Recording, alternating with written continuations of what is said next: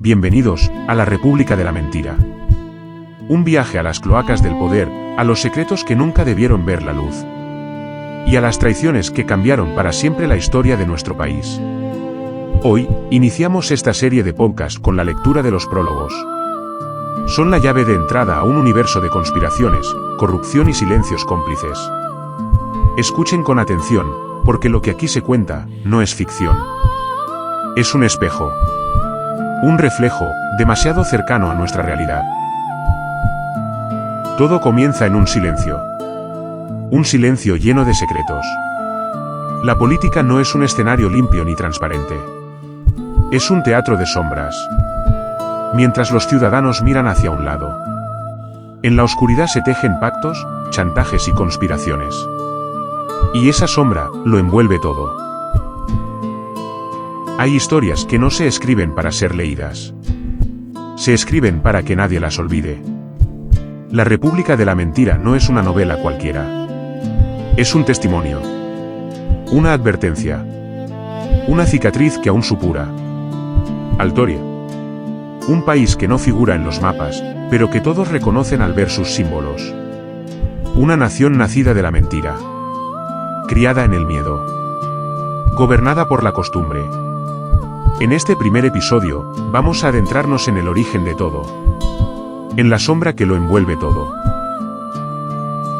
Nadie sabe exactamente cuándo comenzó. Algunos culpan a las urnas escondidas. Otros al silencio institucional. Pero todos coinciden en algo: el régimen no cayó de un día para otro. Se pudrió desde dentro. Vivimos rodeados de mentiras. Algunas pequeñas, cotidianas. Otras tan grandes, que sostienen a gobiernos, partidos y regímenes enteros. Esta es la historia de cómo una nación se fue convirtiendo en la República de la Mentira. Este podcast es el primer paso de una serie donde recorreremos las cloacas del poder, capítulo a capítulo.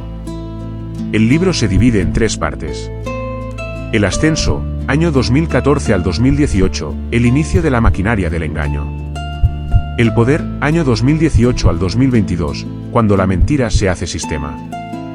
La caída, año 2023 al 2025, el desenlace inevitable, cuando la verdad golpea con fuerza. La sombra que todo lo envuelve. Génesis de una traición silenciosa. En un mundo que parece girar hacia el caos, donde los mapas se reconfiguran sin que nadie pregunte, y donde las identidades nacionales se disuelven lentamente como un eco lejano, un plan silencioso se despliega. No es una guerra convencional, ni un movimiento popular, es un experimento calculado y frío, tejido por manos invisibles que manipulan desde las alturas del poder global. Este experimento se basa en la sustitución progresiva de las poblaciones originarias, un proyecto orquestado por poderosos intereses que buscan eliminar las fronteras y borrar las raíces históricas, culturales y políticas. Las migraciones masivas, las políticas de fronteras abiertas y los pactos secretos forman parte de un engranaje que va mucho más allá de la simple política. Es la destrucción deliberada de la entidad nacional, la fragmentación de la soberanía y la sumisión de los pueblos a un poder anónimo y absoluto. En el centro de esta tormenta se encuentra un país ficticio, un microcosmos de esta gran conspiración global.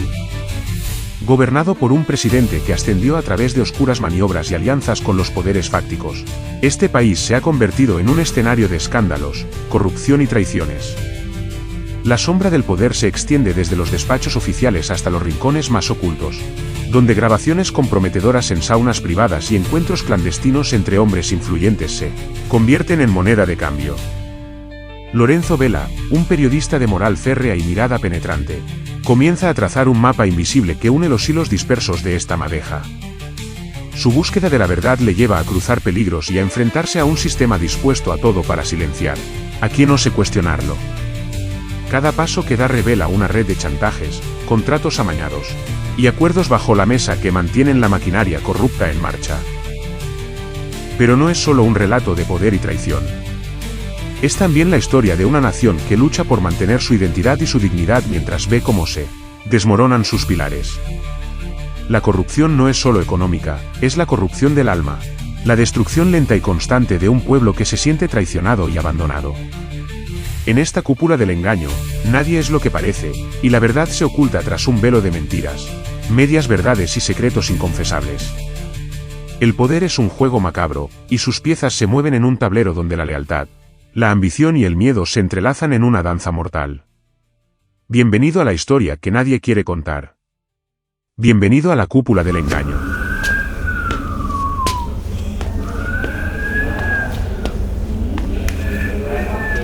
No hubo azar en el ascenso del poder. Hubo cálculo. Hubo traición. Hubo manos invisibles. Y hubo un pueblo engañado. Aquí comienza el relato del ascenso. Los primeros pasos de un proyecto político que nació ya contaminado. Que se construyó sobre pactos sucios, sobre urnas escondidas. Y sobre el silencio de quienes callaron demasiado. El ascenso, narración de cómo empezó todo, el germen del engaño. Nadie podía imaginar que todo comenzaría con una urna escondida tras una cortina. Ni que aquel gesto, torpe, desesperado, casi ridículo, acabaría transformando el destino de un país entero. Pero así fue. Recuerdo perfectamente la tarde en la que llegó la filtración. Una foto borrosa, enviada por un antiguo militante desencantado, mostraba a un joven político de mirada inquieta junto a una urna improvisada, oculta tras un tapiz rojo en una sede regional del partido. Ese hombre era Mariano López. El resto, ya es historia. O al menos, la parte que nos han permitido conocer. A Mariano lo expulsaron sin ruido, como se liquida a los que incomodan. Pero no se fue. Viajó por todo el país en un Peugeot polvoriento, acompañado de 3 figuras entonces secundarias que, con el tiempo, se convertirían en los pilares, y más tarde en los escombros, de su imperio político. Bruno Salvatierra, su sombra, un hombre corpulento y silencioso que había sido portero de un prostíbulo y que guardaba secretos más valiosos que cualquier discurso. Rubén Altamira, el exsindicalista reconvertido en ministro, fiestero impenitente, con inclinaciones que le costarían más de un escándalo.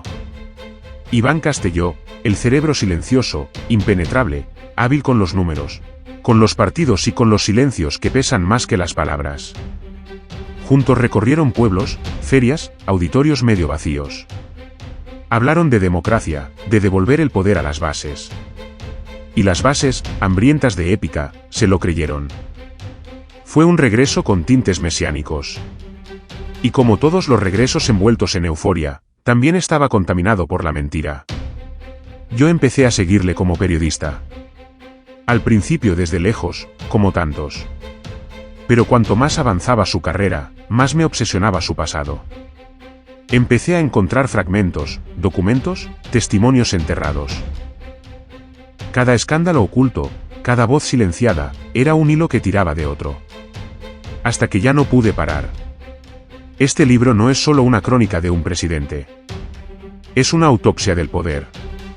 De cómo se construye, de cómo se sostiene, de a qué precio se compra y a quién se sacrifica para mantenerlo. Aquí están los hechos. Contados desde dentro. Con los nombres cambiados, sí. Pero los culpables lo sabrán. Y usted, lector, lo intuirá. Ganar fue solo el principio. El verdadero poder exige pagar un precio. Un precio en lealtades compradas. En silencios forzados. En vidas arruinadas. El poder no se hereda ni se comparte. El poder se defiende a mordiscos. Y, quien se interpone en su camino, desaparece. El poder, el precio que pagamos por el sometimiento a esa mentira. No hay victoria que no exija un sacrificio. Ni poder que no lleve su deuda. Cuando Mariano López regresó, lo hizo como una figura casi mesiánica. Su ascenso fue más que un fenómeno político, fue una operación cuidadosamente diseñada, tejida desde las cloacas, amplificada por los medios, vendida como esperanza y construida sobre ruinas. Nadie se preguntó quién pagaba el precio. Nadie quiso ver las manos manchadas detrás del telón. Entre 2018 y 2022, lo que comenzó como una promesa de regeneración terminó convirtiéndose en una maquinaria implacable de control, propaganda y silencio. Se cambió la ley, se ocupó la justicia, se compraron alianzas, y se destruyó cualquier resquicio de equilibrio. Todo por la estabilidad. Todo por la gobernabilidad. Todo por el poder. Bruno Salvatierra, Rubén Altamira e Iván Castelló se convirtieron en los guardianes de ese nuevo régimen. No eran simples ministros. Eran ejecutores. Y entre ellos, el más invisible era el más temido, la alfontanera Irene Narváez, siempre un paso por delante, hundiendo carreras, comprando lealtades, neutralizando amenazas. Durante este segundo acto de su mandato, el presidente no solo consolidó su poder, lo blindó. Con pactos oscuros, decretos de emergencia y discursos que apelaban al miedo y a la moral. Con una pandemia que se convirtió en oportunidad. Con un país anestesiado por el caos. Muchos creyeron que era necesario. Que no había alternativa. Que todo valía por el bien común. Yo también lo pensé, al principio. Hasta que empecé a seguir el rastro del dinero. Hasta que vi las primeras grabaciones. Hasta que oí a los traidores susurrando detrás de puertas cerradas. Esta es la historia de cómo el poder absoluto se vistió de salvación, mientras en sus sótanos crecía una red de corrupción, mentiras y traiciones. Esta es la historia de un país que vendió su alma por no mirar al abismo. Y ahora, el abismo nos mira a todos.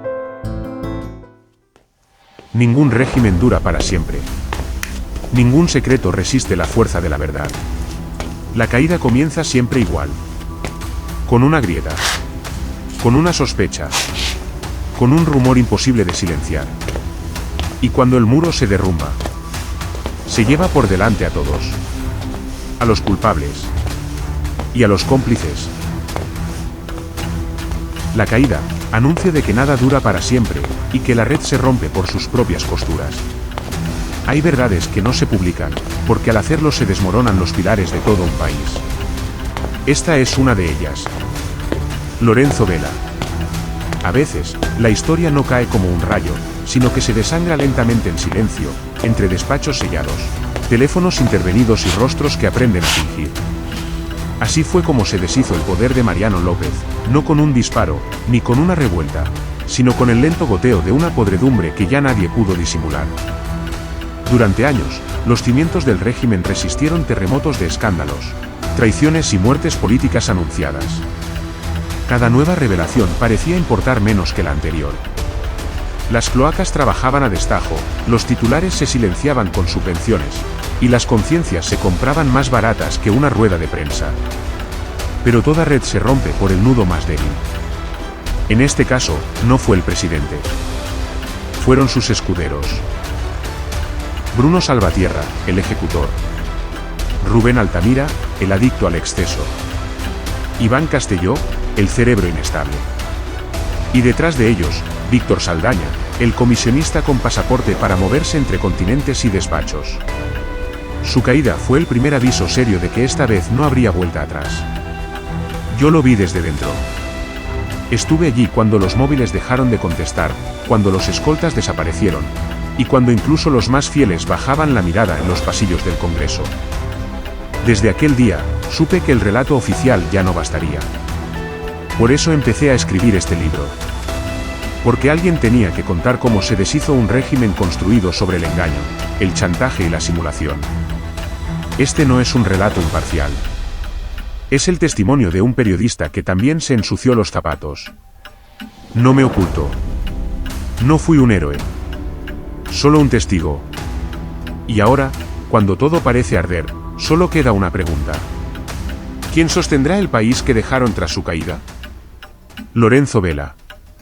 Altoria, enero de 2025. Esto es solo el inicio. A partir de hoy, capítulo a capítulo, iremos desvelando la historia completa. Un viaje a través del engaño, la traición y la verdad. Porque en la República de la Mentira, nadie queda inocente. Esto no es ficción. O al menos, no solo. La República de la Mentira está aquí, y cada capítulo de este podcast será una ventana a las verdades que se nos ocultaron. Suscríbete, comparte, y acompáñanos en este viaje. Porque cuando la mentira gobierna, contar la verdad es un acto de resistencia.